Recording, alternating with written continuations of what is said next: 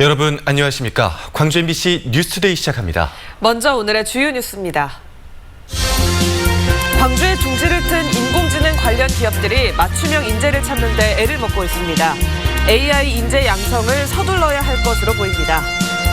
지역 주택조합이 우후죽순 늘어나면서 갈등과 피해가 속출하는 가운데 이런 폐단을 막기 위한 개정주택법이 최근 시행에 들어갔습니다. 한 중학교에서 교감이 교사들에게 갑질을 했다는 의혹이 불거졌습니다. 교육청이 감사에 들어갔습니다. 신안 진도와 인자도 등 전남 지역 해수욕장 13곳에서 코로나19 예방을 위해 사전 예약제가 시범 운영됩니다. 최근 광주 지산동 지역주택조합에서 발생한 중복 분양 사기 피해액이 70억 원을 넘었습니다. 이곳뿐만 아니라 곳곳에서 갈등이 발생하면서 내 집 마련이라는 시민들의 꿈이 짓밟히고 있습니다. 이다현 기자가 취재했습니다. 광주의 한 지역주택조합 모델하우스입니다.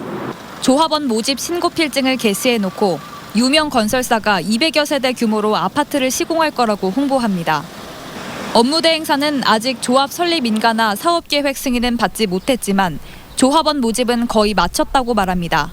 무주택이었다가 아니 1주택이었다가 갑자기 부모님 돌아가시면서 상속을 받아버리면 자동 승계가 돼버리는 분들은 다 무주택으로 들어가는 거고요. 그래서 이제 그것만 이제 저희가 진행을 하는 거고요.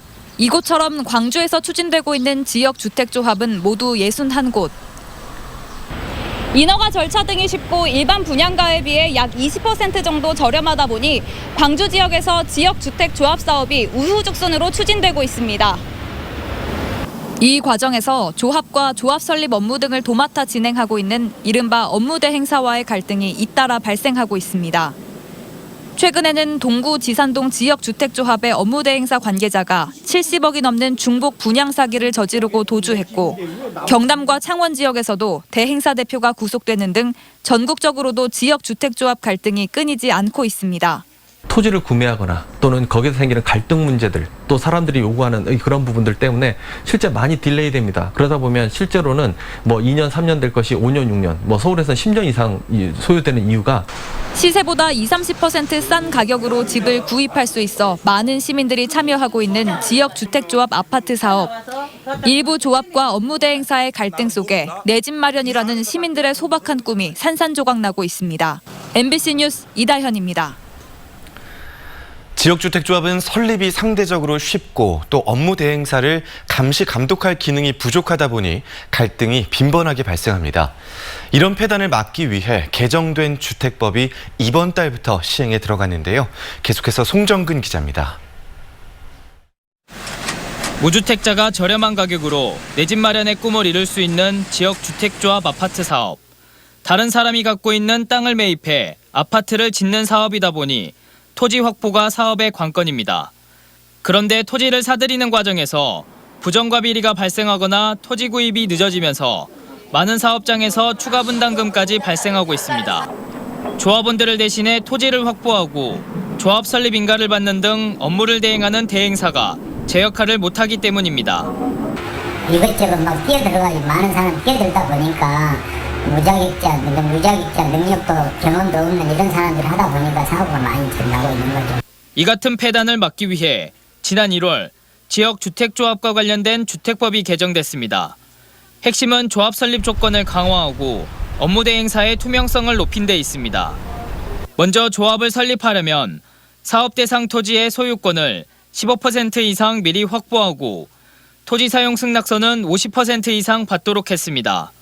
또 업무 대행사는 분기별로 실적 보고서를 조합원들에게 제공하도록 했고 조합이 설립된 뒤 3년이 지나도록 사업계획 승인을 받지 못하면 조합을 해산할 수 있는 조항도 만들어 조합원들의 부담을 줄였습니다.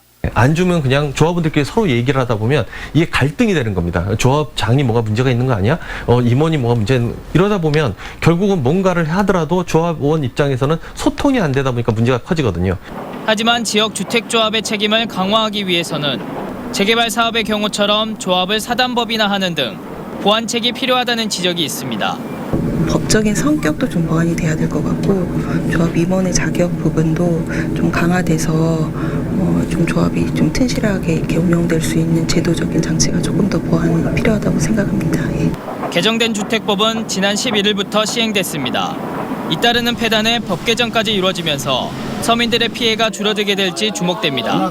MBC 뉴스 송정근입니다. 우리 지역에 많은 비가 쏟아졌습니다. 누적 강수량 보시면 전남 해안 지역을 중심으로는 100mm가 넘는 비가 내렸고요. 그 밖에 내륙 지역에서도 20에서 최고 70mm에 달하는 큰 비가 쏟아졌습니다. 오늘 오전까지는 날이 흐리겠습니다. 전남 남부 지역을 중심으로는 5mm 안팎의 약한 비가 더 지나겠고요. 그 밖에 지역에서도 흐린 가운데 산발적인 빗방울이 떨어지는 곳이 있겠습니다. 오늘 낮부터는 차차 맑은 하늘이 드러나겠습니다만 전남 동부 지역에서는 대기 불안정으로 인한 소나기가 지나겠습니다. 오늘 오후뿐만 아니라 내일 오후에도 소나기 소식이 들어있으니까요. 작은 우산을 챙겨 다니시는 게 좋겠습니다. 기온은 다시 크게 오르겠습니다. 습도가 높은 데다 기온이 높게 올라서 오늘 시원한 옷차림이 좋겠는데요. 광주의 낮 기온 29도로 어제보다 무려 10도가량 높은 기온이 예상됩니다. 날씨 정보였습니다. 인공지능 중심 도시를 지향하는 광주에서 인력 채용 설명회가 열렸습니다.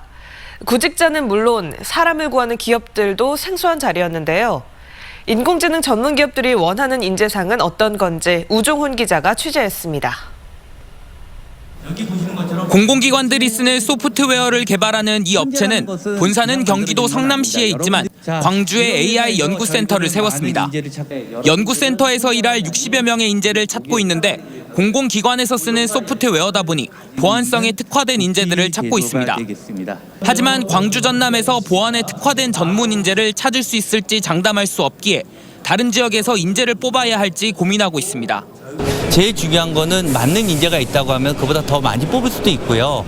그리고 좀 맞지가 않는다면 조금 속도가 늦어지겠죠. 사람이 컴퓨터와 대화하는 데 필수적인 음성 대화 기술을 연구하는 이 업체도 수도권에 본사가 있지만 광주지사에서 일할 인재를 찾고 있습니다. 독자적인 기술 개발보다 중요한 것이 다른 기업과의 협업이어서 다양한 부문에 걸쳐 능력을 갖춘 인재를 찾고 있지만 현재로서는 네트워크가 부족해 막막하기만 합니다.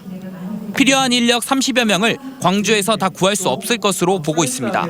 여기에 있는 중소기업이라든가 IT 기업보다는 공기업이라든가 공공기관의 연구소 그런 쪽을 많이 선호하다 보니까 사실 인재를 흡수하기가 되게 좀 힘든 점이 좀 있습니다.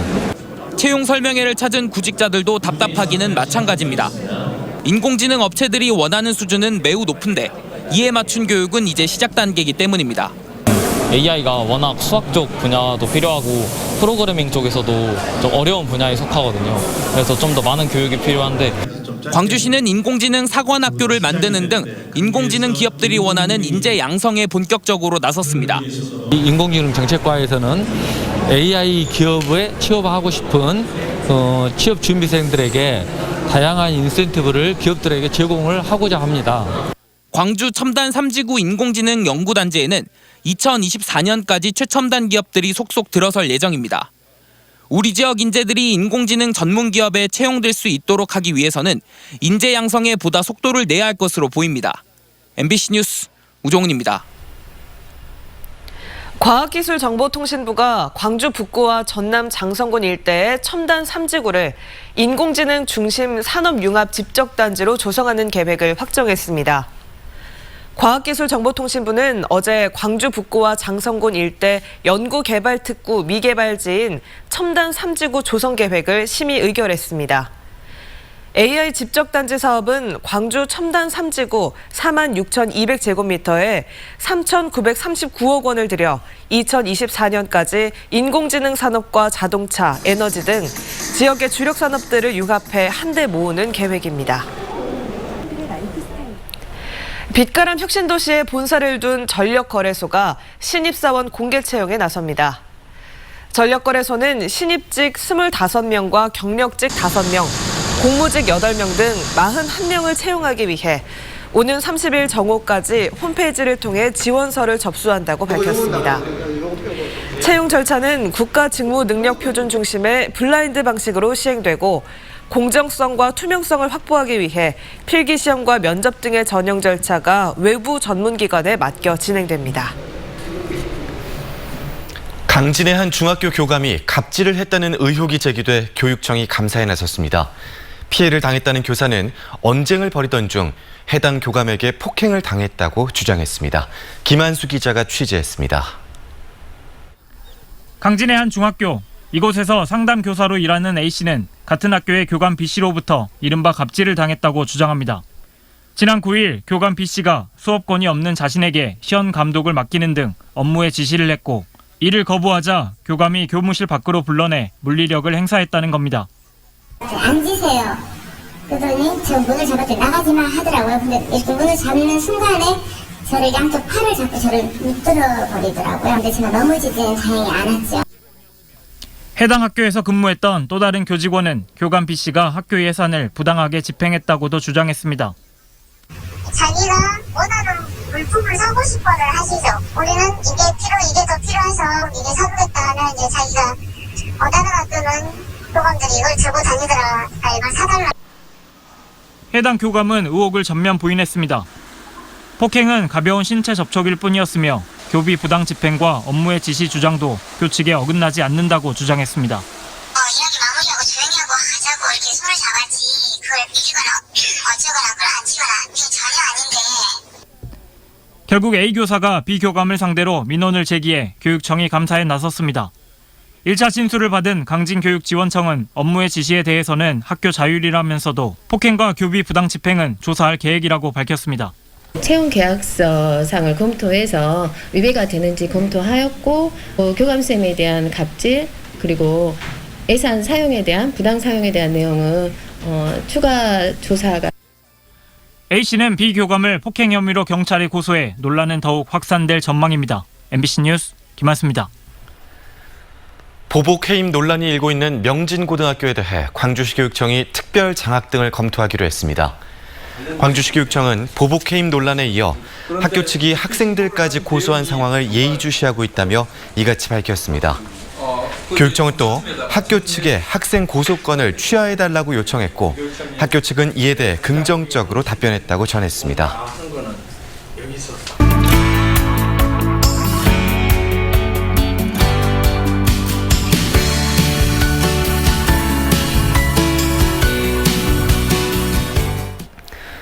코로나19 같은 바이러스는 전염성도 높고 변이가 쉬워서 연구나 백신 개발이 어려운데요. 최근 광주과학기술원에는 바이러스 관련 연구를 하는 항바이러스 연구센터가 설립됐습니다. 앞으로 어떤 일을 하게 될지 초대 센터장을 맡은 박성규 교수의 이야기를 이미지 리포터가 직접 들어봤습니다. 바이러스 대응 연구가 진행될 곳입니다. 광주과기원 항바이러스 연구센터 박성규 센터장과 만나보겠습니다. 안녕하세요. 네, 안녕하세요. 사실 그동안 많은 과학자들 그리고 연구팀들이 지금도 바이러스 연구를 계속하고 있습니다. 네. 이 항바이러스 연구센터에서는 어떤 연구를 하는 건가요? 예, 항바이러스 연구센터는 지스트의 특징인 융합 연구를 바탕으로 해서 앞으로 현재 벌어지고 있는 바이러스 감염, 그다음에 앞으로 다가올 바이러스 감염에 대응하기 위해서 각 분야의 전문가들, 소재, 컴퓨터, 생명과학 등 각 분야의 전문가들이 모여서 항바이러스 연구를 본격적으로 하기 위해서 개소를 하게 되었습니다. 저희와 같이 다양한 분야의 소재, 컴퓨터, 생명과학 등 다양한 분야의 연구자분들이 모여서 융합 연구를 하다 보면 기존에 생각하지 못했던 여러 가지 새로운 아이디어나 새로운 기술들을 갖다가 내놓을 수 있지 않을까 이렇게 생각을 하고 있습니다.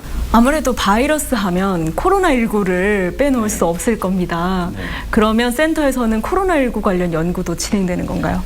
코로나19가 현재 유행되면서 저희가 이제 이 부분에 대해서도 연구를 좀 더 진행을 하고 있습니다. 그래서 저희 학교에서는 이 대응 차원에서 새로운 연구비 투자도 이루어지고 있고요. 그래서 치료라든지 아니면 방호라든지 아니면 진단, 그다음에 백신 연구에 있어서 학교에 투자가 이루어져서 저희가 항바이러스 연구센터에서 저희가 융합 연구를 바탕으로 해서 이런 코로나19도 저희가 해결을 하려고 노력을 하고 있습니다. 요즘 뭐 에볼라니 메르스니 이런 바이러스 매개 관련 질환들이 많이 발생하는 것 같습니다. 왜 유독 이런 질병들이 좀 많이 발생하는 건가요? 예. 예전에는 이제 바이러스 감염이 일정 지역에 이렇게 머물러 있었는데 요즘에는 이제 교통의 발달, 그다음에 세계적으로 이제 항공교통이 발달을 하면서 지역과 지역 사이의 이동이 많아지기 때문에 실제로는 지역에 머물던 여러 가지 바이러스성 질환들이 이렇게 세계적으로 퍼지는 뭐 에피데믹이라든지 아니면 팬데믹, 그러니까 전 세계적으로 유행하는 그런 질환들이 많이 발생을 하고 있는 것 같습니다. 일각에서는 가을에 다시 코로나19가 대유행할 거다 이런 이야기도 있고요. 아니면 날이 더워지면 또 다른 바이러스 질환이 나타날 거다 이런 우려도 있는데 이런 가능성들 좀 어떻게 보십니까? 예, 지금 현재 이제 많은 전문가들이 가을에 다시 대유행을 할 거라고 이제 많은 사람들이 이제 예측을 하고 있습니다. 그래서 이 예측이 좀 틀리기를 바라긴 하지만 어쨌든 저희가 이 부분에 대해서는 굉장히 마음의 준비를 좀 하면서 대비를 해야 되지 않을까 이렇게 생각을 합니다. 바이러스성 질환들이 문제가 된 경우는 저희가 이제 바이러스 같은 경우에서는 유전적 변이가 굉장히 많습니다. 그래서 지금 같은 경우에 코로나19 같은 경우에서는 감염자 수가 많아지고 있기 때문에 그만큼 변이의 숫자도 늘어나고 그러면서 원래 코로나19와 약간 좀 멀어지는 이런 변이들이 많이 발생을 하고 있기 때문에 이런 바이러스성 감염 질환이 계속해서 좀 늘지 않을까 이렇게 생각을 하고 있습니다.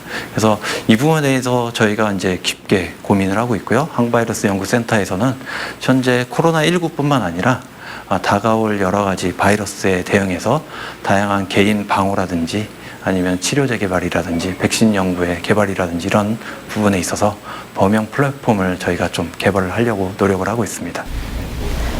지금 잠깐 말씀해 주셨지만 항바이러스 연구센터의 앞으로의 계획 그리고 각오가 궁금합니다. 예, 저희는 일단은 실현 가능한 여러 가지 기술들을 융합 연구를 갖다 바탕으로 해서 저희가 내놓고 싶고요. 그 다음에 일반 대중들이 마음으로 이해할 수 있는 그런 기술들을 저희가 개발을 해서 실제 실생활에 활용될 수 있는 방호 기술이라든지 진단 기술이라든지 그 다음에 장기적으로는 백신 개발이라든지 아니면 치료제 개발에 굉장히 노력을 하려고 하고 있습니다. 네.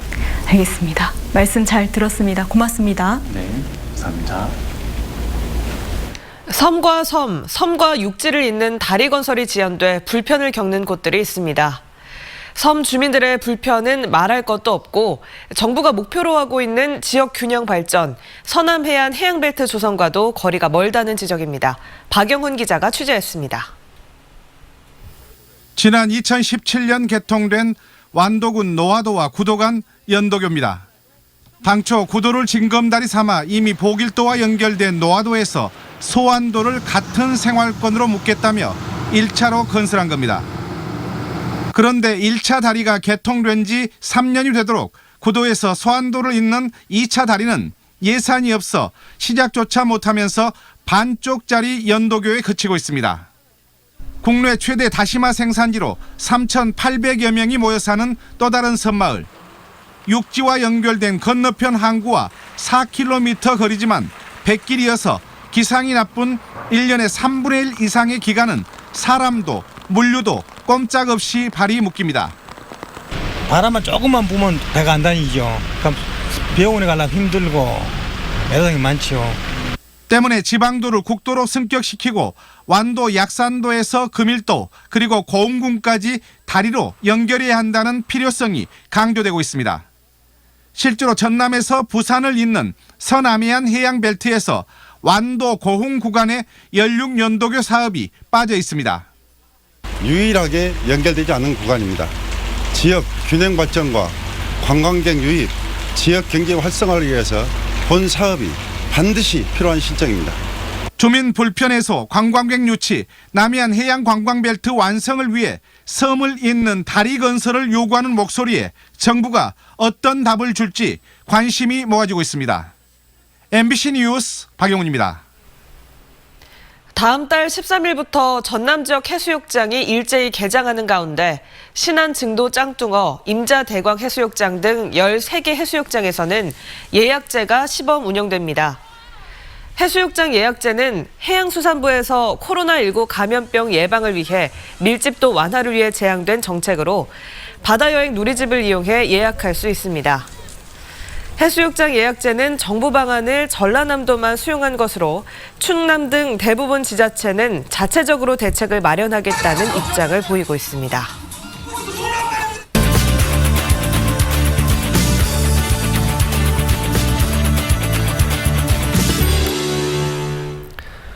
(70년대) 농업용수를 공급하기 위해 조성됐던 장성호는 요즘 걷고 싶은 곳으로 거듭나고 있습니다.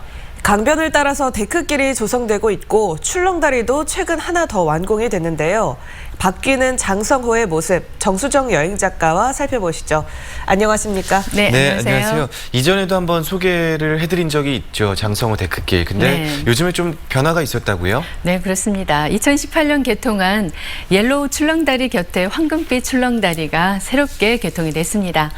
길이 154m로 전보다 폭은 더 넓게 조성이 됐죠. 황금빛 출렁다리는 무주탑 방식으로 다리 가운데 갈수록 그 수면과 가까워지는 게 특징입니다. 수면으로부터 2, 3m로 걸을 때 아주 짜릿함을 느낄 수가 있죠. 옐로우 출렁다리 인근에 또 편의시설인 넘실정과 출렁정이 이곳에서 문을 열었습니다. 편의점과 카페, 이렇게 분식점인데요.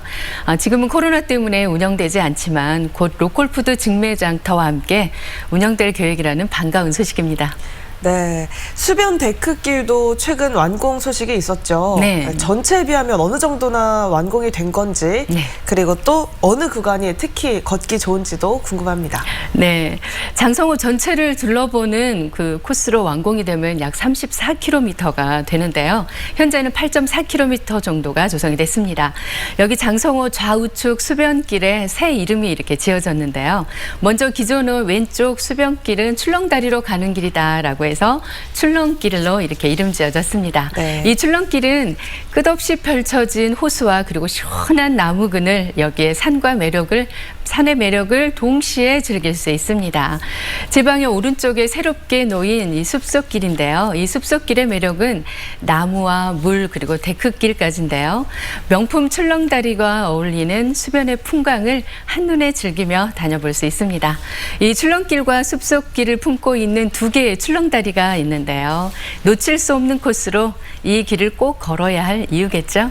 네, 이처럼 장성호가 걷기가 좋아지고 또 볼거리도 많아지면서 찾는 분들이 많아지고 있다고 하더라고요.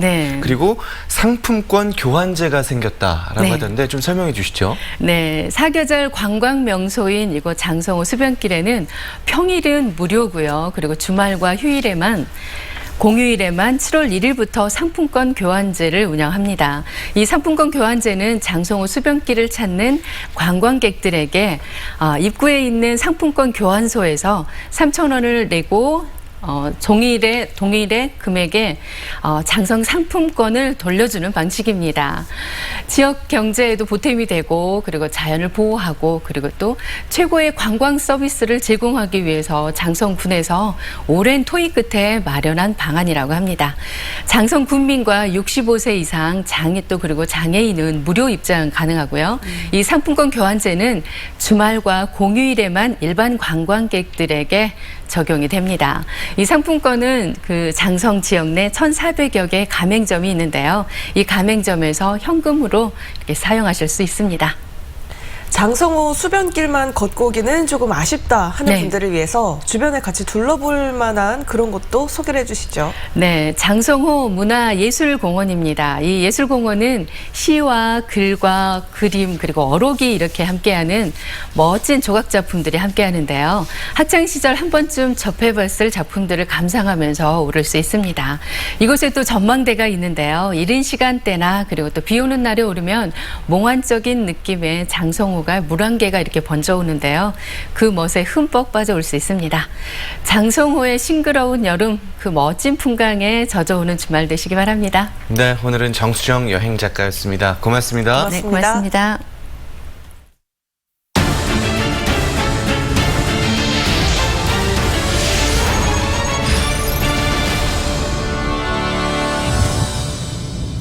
광주 MBC와 한국방송정책원 KTV가 각자의 영상 콘텐츠를 공유하는 내용의 업무 협약을 체결했습니다. 이번 협약에 따라 양 기관은 각자 보유한 영상 콘텐츠를 상호 개방에 활용하고 동시 생방송과 중계 등을 추진하기로 했습니다.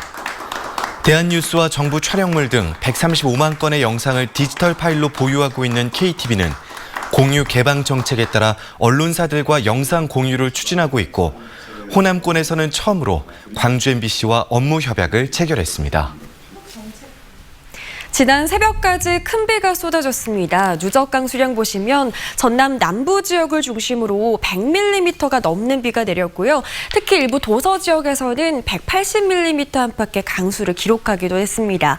그 밖에 내륙 지역에서도 20에서 70mm가량의 많은 비가 쏟아졌는데요.